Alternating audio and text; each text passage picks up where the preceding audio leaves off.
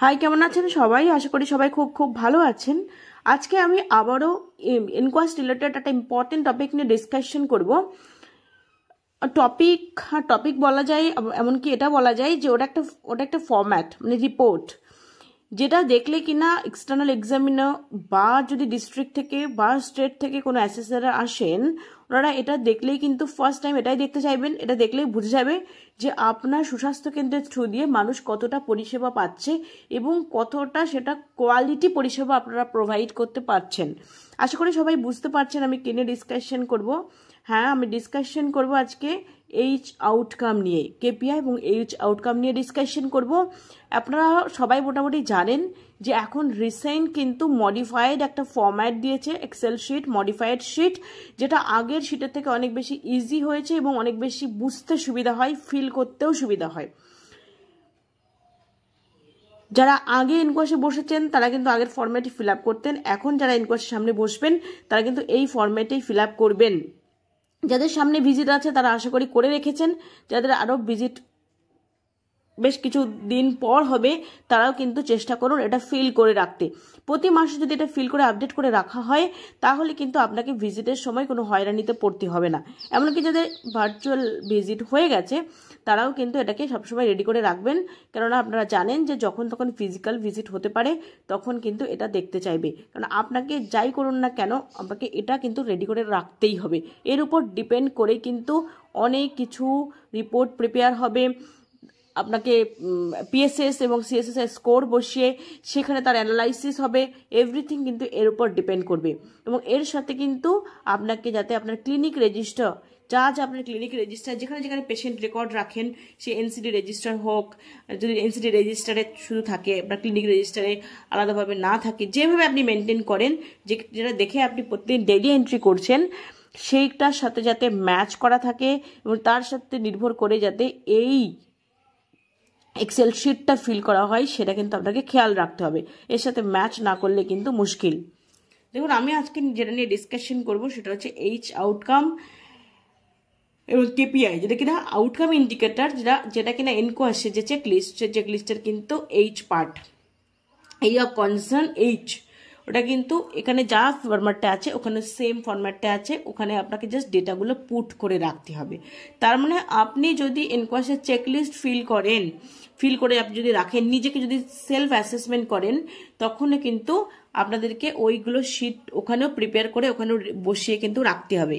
আর H outcome এবং কি performance indicator যেগুলো, সেটা এই শিটটা যদি আপনি ফিল আপ করে নিজের কাছে পার্সোনালি আলাদাভাবে তো রাখবেনই, এক্সেল শিটে করে রাখবেনই, সাথে কিন্তু আপনাকে যখন ইনকোয়াসের চেকলিস্ট ফিল করবেন সেখানেও কিন্তু আপনাকে বসিয়ে রাখতে হবে। এবার দেখুন যে নতুন ফরম্যাটে যেটা এসেছে সেটা খুব সহজ এবং খুব সুন্দরভাবে করে দিয়েছে। যেমন ইন্ডিকেটরগুলো হচ্ছে এগুলো, আর মিনস অফ ভেরিফিকেশন এখানে ওরা বসাবে, আর এটা হচ্ছে ফর্মুলা। এই ফর্মুলা দেখে আপনাকে বুঝতে হবে যে কত কি ডেটা আমার এখানে বসবে। আর সোর্স অফ ডেটা কি বলছে? OPD register. তারপরে এখানে কিন্তু ক্লিয়ারলি বলে দিয়েছে যে আপনাকে ওপিডি রেজিস্টার খুলবেন, আপনি দেখবেন, ক্যালকুলেট করবেন আর বসাবেন। জানুয়ারি, ফেব্রুয়ারি, মার্চ, এপ্রিল, এভাবে আপনাকে বাড়তে থাকবে। আপনি যদি যাদের কিনা এপ্রিলে ভিজিট ছিল তারা জানুয়ারি, ফেব্রুয়ারি, মার্চ ফিল করেছেন, যাদের মেতে আছে তারা তো কন্টিনিউয়াসলি ফিল করতেই থাকবেন। মানে এমন নয় যে আমার আজকে ভিজিট আছে মানে আমি 1 মাস, 2 মাস, 3 মাস আগে করবো। মানে আপনাকে যদি করতে স্টার্ট করেন, আপনি এখন থেকে শুরু করে কন্টিনিউয়াসলি এটা করতে থাকবেন। এটা যেহেতু এক্সেল শিট, আপনি যত খুশি বাড়াতে পারবেন, ডেটাগুলো পুট করতে থাকবেন। তাহলে আপনার যখন ভিজিটে আসবে তখন দেখতে পাবে যে হ্যাঁ, আপনি একটা সময় ইনকোয়াস ভিজিটে বসেছিলেন, তখন এটা তো করেছেন এবং তখন থেকে এটা কিন্তু আপনি সাস্টেইন করে যাচ্ছেন, মানে আপনি এটা কন্টিনিউয়াসলি করে যাচ্ছেন। ওটা কিন্তু আরেকটা বোঝাবে আপনাকে যে আপনি কতটা এফেক্টিভলি কাজগুলো করছেন এবং আপনি কোয়ালিটি কতটা মেনটেন করছেন।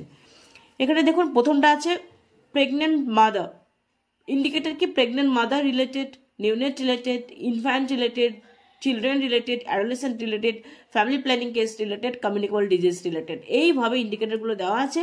এবার ওরা কি চাইছে এবার এটা লেখা আছে এখানে। কি বলছে? প্রেগনেন্ট উমেনদের রিলেটেড কি বলেছে? Number of OPD cases of pregnant mother per month.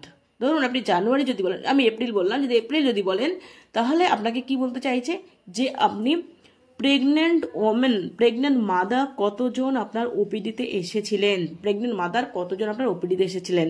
যদি ওপিডিতে এসে থাকেন ডেফিনেটলি আপনার ওপিডি যে রেজিস্টার আছে সেই রেজিস্টারের নামটা লেখা থাকবে, তাহলে আপনি সেখান থেকে দেখে লিখে দেবেন।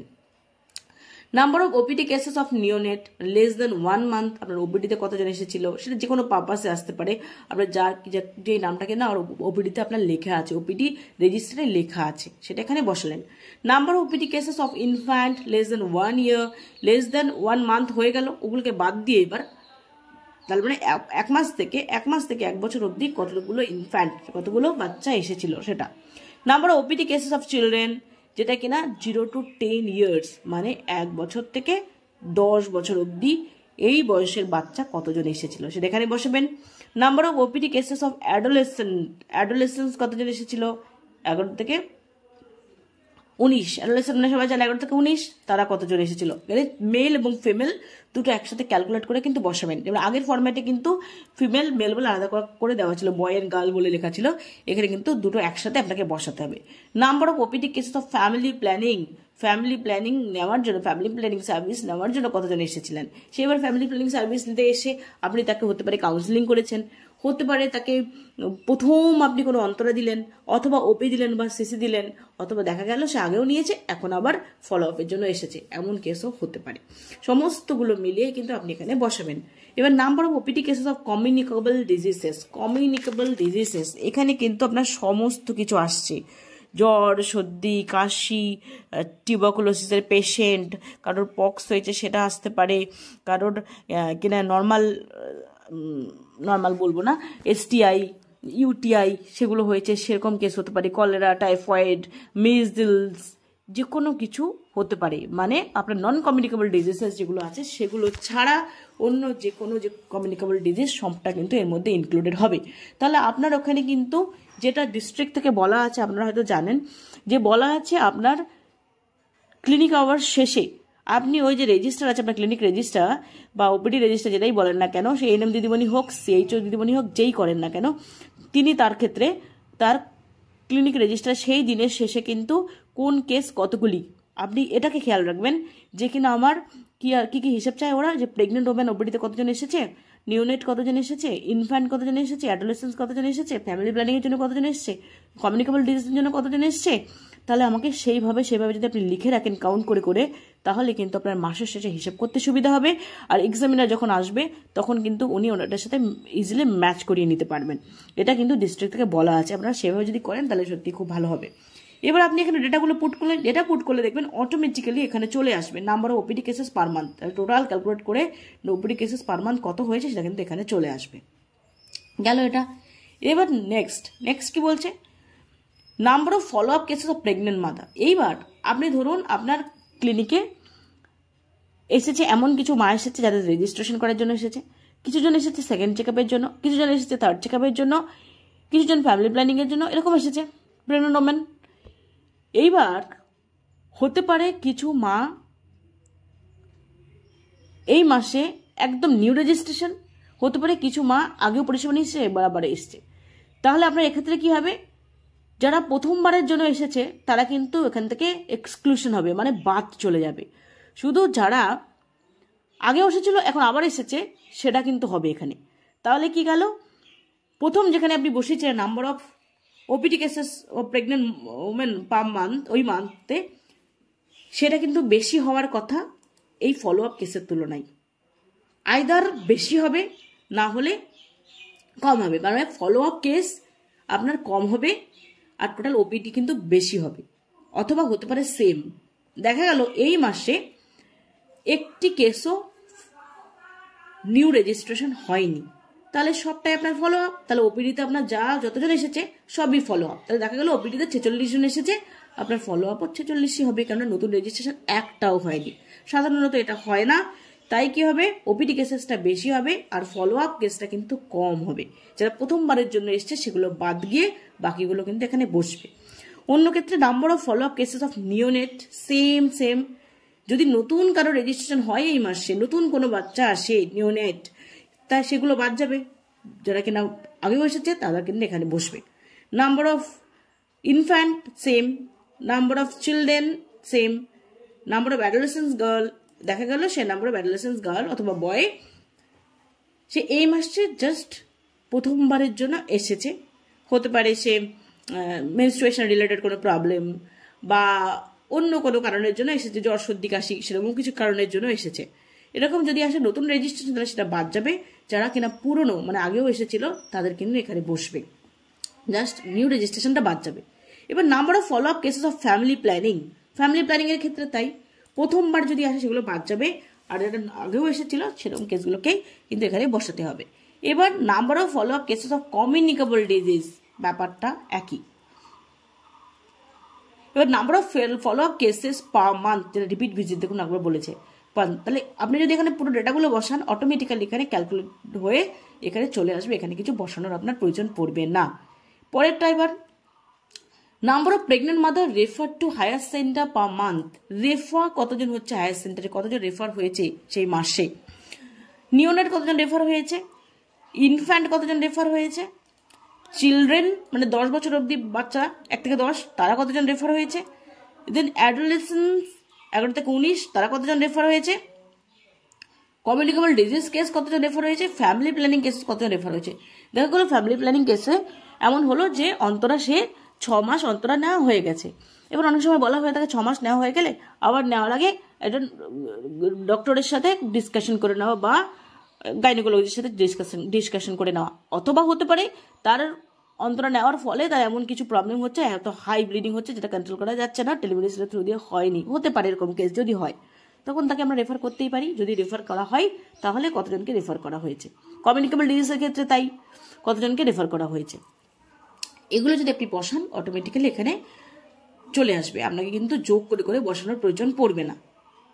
এবার পরেরটা নাম্বার অফ নর্মাল ডেলিভারি কন্ট্যাক্টে, যাদের এ টাইপে তারা এটা বসবে, আমাদের ক্ষেত্রে এটা নন অ্যাপ্লিকেবল, এনে করে বসিয়ে দিলেই হয়ে যাবে। তারপরে এবার আসছি আমরা কমিউনিকেবল ডিজিজের ক্ষেত্রে। দেখুন hypertension, diabetic, oral cancer, breast cancer, cervical cancer, EI, ENT, oral health, elderly, palliative, medical emergency, mental health, others.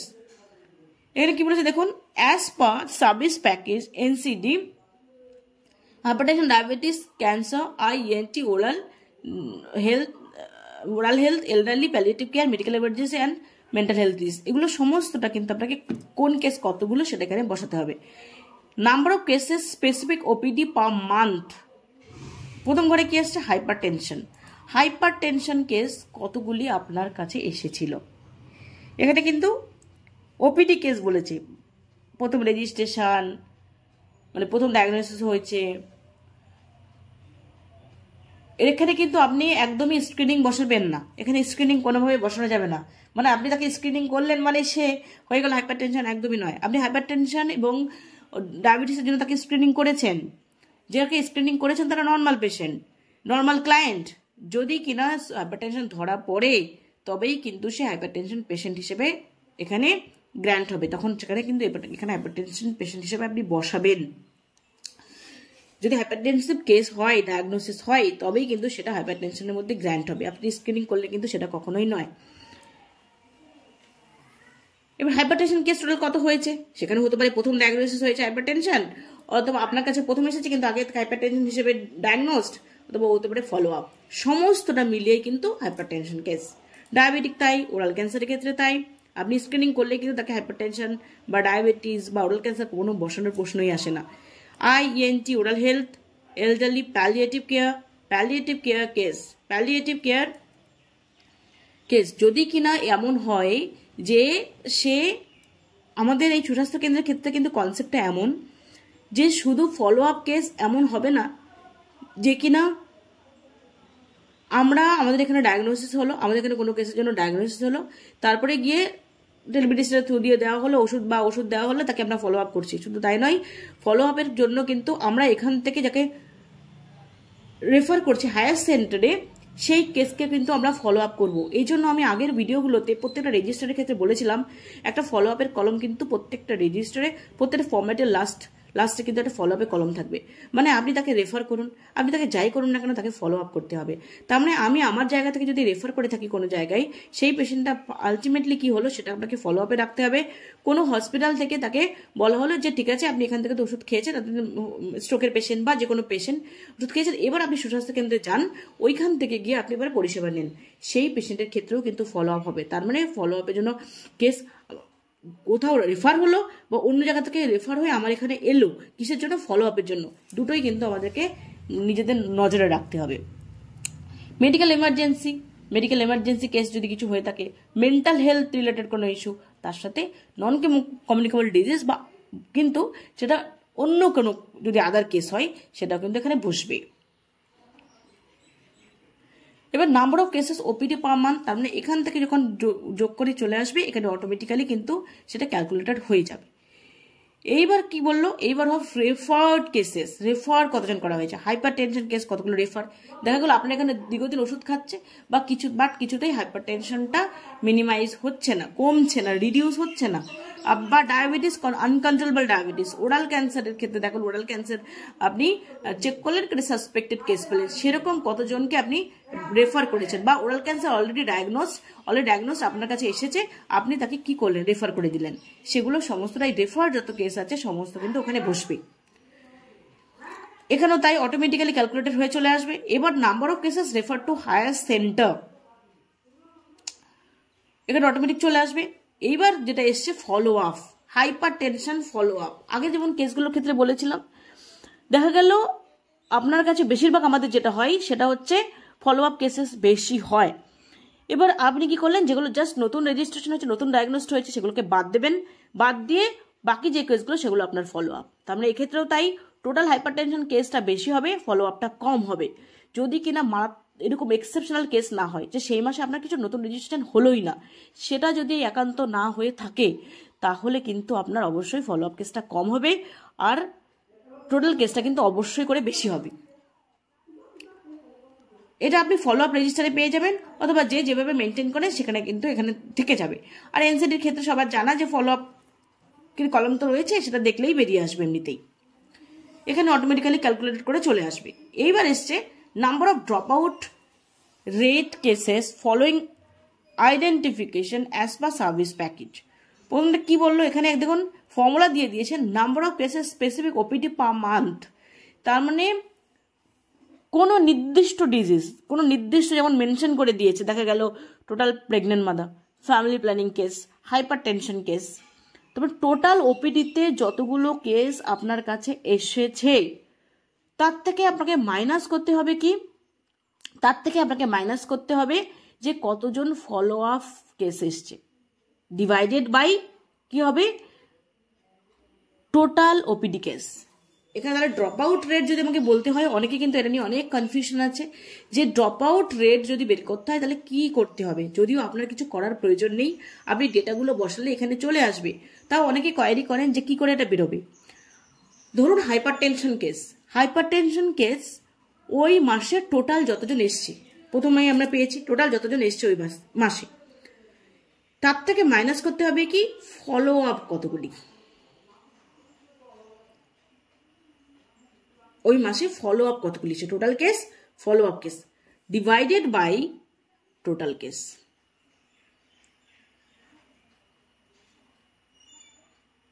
ধরুন হাইপার টেনশন কেস আপনার কাছে এসছে 20টা, টোটাল আপনার কাছে টোটাল ওপিডিতে এসছে 20টা, এর মধ্যে টোটাল ওপিডিতে এসছে 20টা, এর মধ্যে ফলো আপ কেস এসছে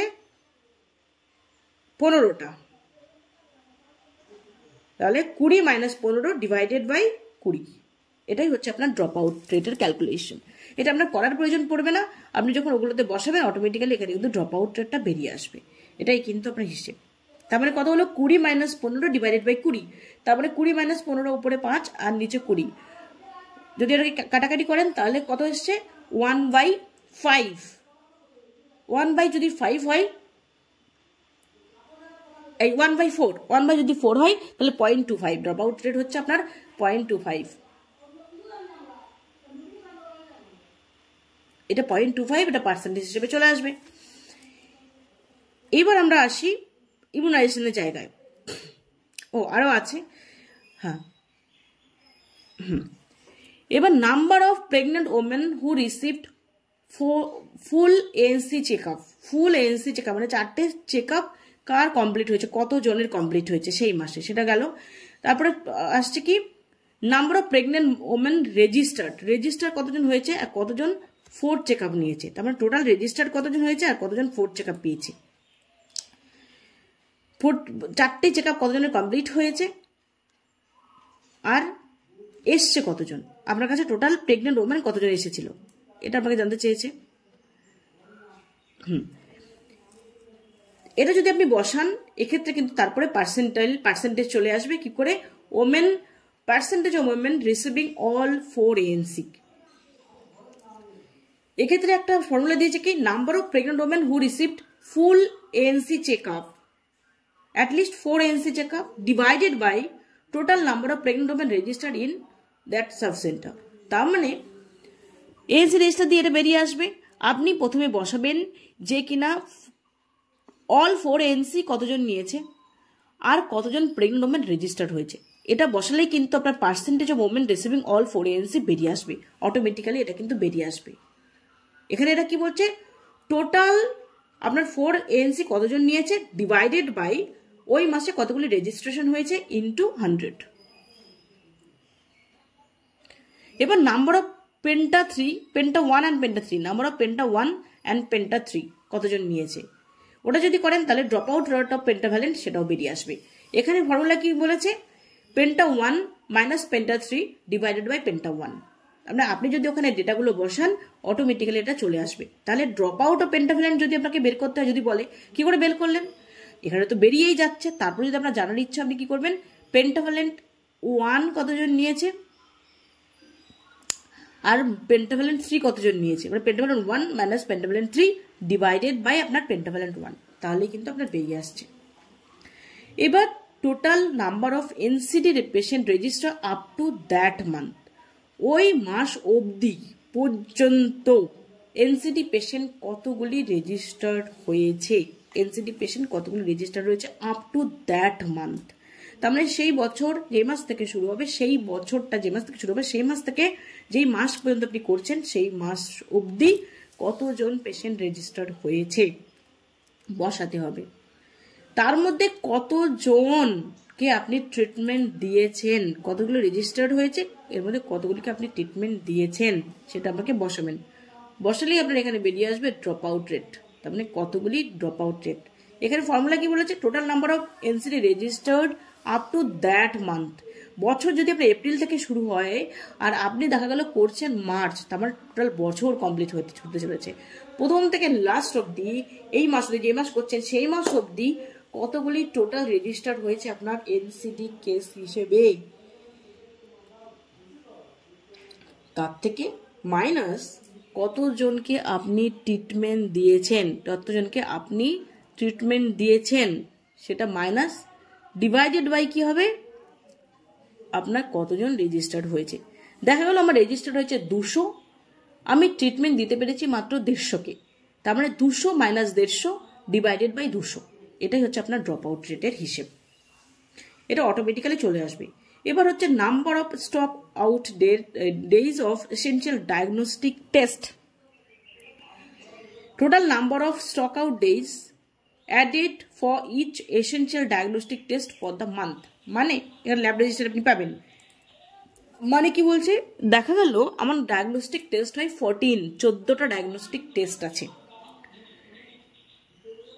এবার আমার কাছে হিমোগ্লোবিনোমিটার 5 দিন ছিল না, বা হিমোগ্লোবিনোমিটার নষ্ট হয়ে গেছিল 5 দিন, তাই আমি ওটা অ্যাক্সেস করতে পারিনি, নষ্ট হয়েছিল, আনতে 5 দিন সময় লেগেছে বা ছিল না, ওটা 5 দিন।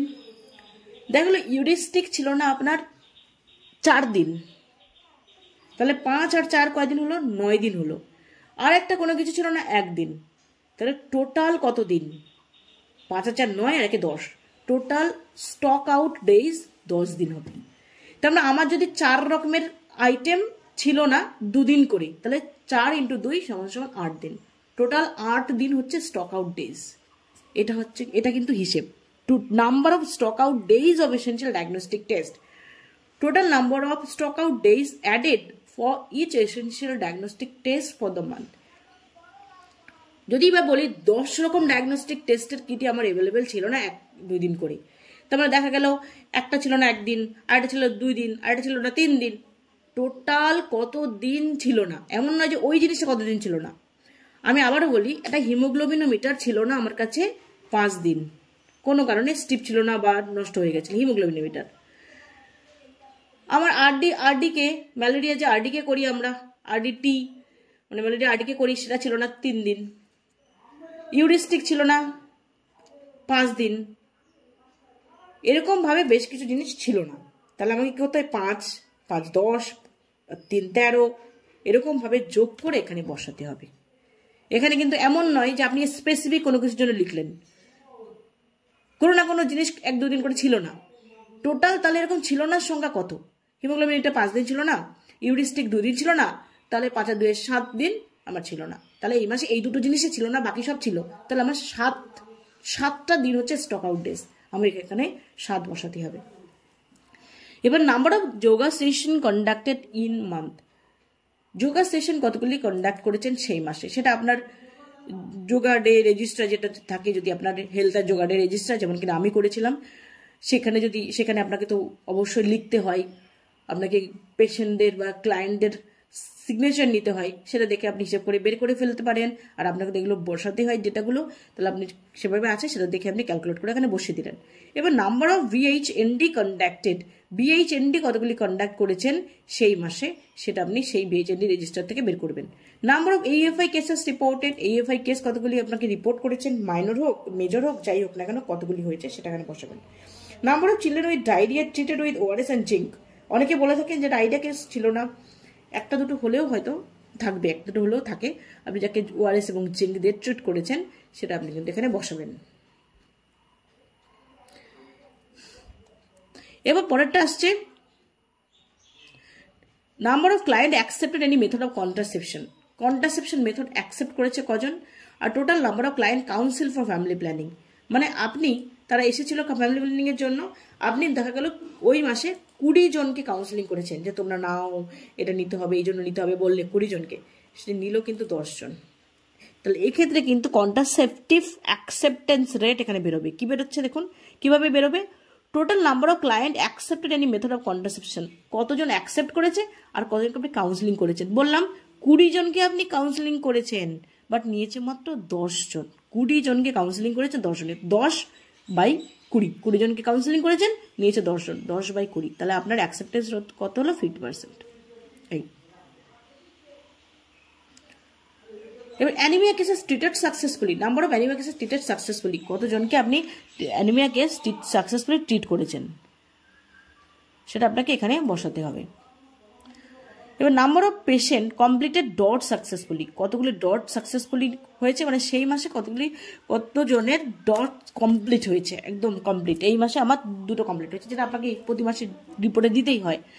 আর কতগুলি আন্ডার ট্রিটমেন্ট আছে, আন্ডার ট্রিটমেন্ট দেখা গেলো 4 জন, এই মাসে 1 জন কমপ্লিট করেছে, তাহলে সেটাই কিন্তু এখানে চলে আসবে treatment completion rate for tuberculosis, treatment completion rate. তাহলে ফর্মুলা কি আসছে, টোটাল কতজন কমপ্লিট করেছে আর কতজন আন্ডার ট্রিটমেন্টে আছে, তাহলে total completion divided by under treatment, ওটা কিন্তু অটোমেটিক্যালি এখানে বেরিয়ে আসবে। আপনাকে ডেফিনেটলি এটা NTEP রেজিস্টারে রেকর্ড রাখতে হবে, তারপরে NTEP রেজিস্টারটা কিন্তু এখানে ম্যান্ডেটরি। এবার number of hypertension patient with controlled blood pressure, blood pressure controlled কতজনের আছে, আর total number of hypertension patient কতজন রয়েছে। তার মানে পেশেন্ট কতজন রয়েছে, আপনার হাইপারটেনশন পেশেন্ট কতজন রয়েছে, আপনার টোটাল হাইপারটেনশন পেশেন্ট কতজন, আর তার মধ্যে কতজনের ব্লাড প্রেশার কন্ট্রোল হয়ে গেছে। এখান থেকে বেরিয়ে আসবে কিন্তু আপনার percentage of cases on treatment achieved blood pressure control, এখান থেকে বেরিয়ে আসবে। তাহলে এখানে কিভাবে ক্যালকুলেশনটা কি হবে, ফর্মুলাটা কি হবে, টোটাল কতজনের ব্লাড প্রেশার কন্ট্রোল হয়েছে divided by total hypertension patient কতজন ছিল ইনটু 100। এটাও কিন্তু আপনি ডেটা বসালে অটোমেটিক চলে আসবে, বাট আপনি একটু কেয়ারফুলি ঠিকঠাক করে হিসেব করে জিনিসগুলো বসালে আপনার ঠিকঠাক ক্যালকুলেশনটা আসবে। ডায়াবেটিক ক্ষেত্রেও তাই, number of diabetic patient with control blood sugar, number of diabetic patient কতজন ছিল আর কতজনের ট্রিটমেন্ট মানে কতজন কন্ট্রোলে এসেছে, এক্ষেত্রে হিসেবটা তাই, টোটাল কতজন ডায়াবেটিক পেশেন্ট, টোটাল কতজন আমার কন্ট্রোলে এসেছে, ডিভাইডেড বাই কতগুলি ডায়াবেটিক পেশেন্ট আমার রয়েছে, ইন্টু 100। এটাও কিন্তু অটোমেটিক্যালি ক্যালকুলেশনে চলে আসবে। Total number of cancer cases underwent biopsy, total number of cancer screen positive for cancer, screen করে পজিটিভ পেয়েছেন কতজন, আর কতজনকে বায়োপসিতে পাঠানো হয়েছে। এক্ষেত্রেও কিন্তু হিসেব করে বেরিয়ে আসবে যে percentage of cases screen positive for cancer underwent biopsy, এটাও কিন্তু বসালে বেরিয়ে আসবে। সাধারণত অনেক বেশিরভাগ ক্ষেত্রে 0ই হয়। এবার number of cancer cases underwent treatment, number of cancer patient, total number of cancer patient কতগুলি আছে আপনার, আর কতগুলোকে কিনা আপনি ট্রিটমেন্টের আওতায় ফেলেছেন, এটাও কিন্তু এখান থেকে ক্যালকুলেশন করে বেরিয়ে আসবে। এবার এলো client satisfaction score, PSS score. আপনারা জানেন যে আপনাকে হার্ড কপি ফিল আপ করতে হচ্ছে, মানে পেশেন্টরা হার্ড কপি ফিল আপ করছে, ক্লায়েন্টরা হার্ড কপি ফিল আপ করছে, সেটা থেকে আপনাকে এক্সেলে বসাতে হচ্ছে। বসার পর সেখানে 30-50টা পেশেন্ট যদি 1 মাসে করা হয়, তাহলে আলটিমেটলি লাস্টে একটা স্কোর আসে। সেই স্কোরটা কিন্তু আপনাকে বসাতে হবে, প্রতি মাসে অ্যাভারেজ স্কোরটা বসাতে হবে। একটা হচ্ছে আপনার পেশেন্টদের আর একটা কমিউনিটি থেকে, সেটা আপনি এখানে বসাবেন। এবার তারপরে কি এসছে দেখুন,